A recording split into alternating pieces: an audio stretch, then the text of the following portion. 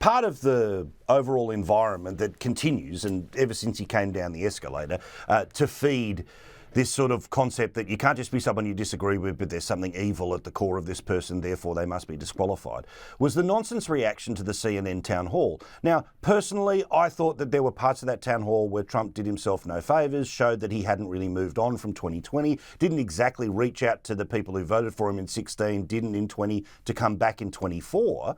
But the media reaction was you shouldn't even be talking to him at all. He's 51%, he'll be the nominee, and the conversation about whether the moderator was able to pull him down. These people honestly have watched the movie Frost Nixon too many times. Do they think they're somehow going to be able to stop the bull that is Donald Trump in front of a live audience of people who gave him a standing ovation?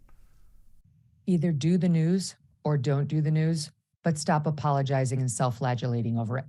It's absurd the way they are reacting, like a bunch of little babies.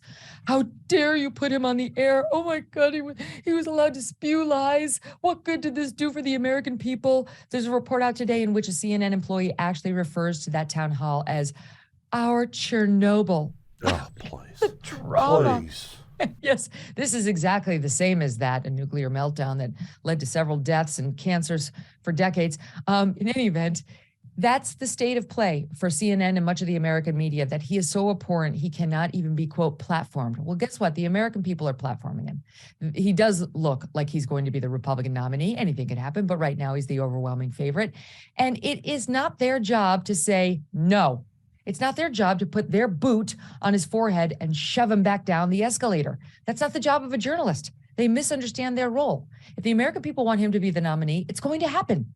And CNN's going to have to get out of the way. They owe it to their audience to interview him. And by the way, as for Caitlin Collins and how she handled that entire debate, my view is she wasn't ready for prime time. There is a way of controlling Donald Trump. She didn't know how to do it, and neither did CNN. They could have called me. I've been through this a lot with him, and there are ways. It's not easy, but it can be done. Instead, she decided to be a little partisan fact checker to try to make herself look tough, like she knew better than Trump, and she wound up just looking partisan and small. Little pro tip, you do not need to correct every single thing he says that you find wrong, erroneous, or false. Pick your top 4. Pick your top 5 at most. Stop nitpicking everything he says and know when to drop the argument. When the horse is dead in front of you, there's no reason to keep beating it. These journalists make a mockery out of the whole process by putting amateurs in there to do a professional's job and then crying about it for a week after actually comparing it to nuclear meltdowns.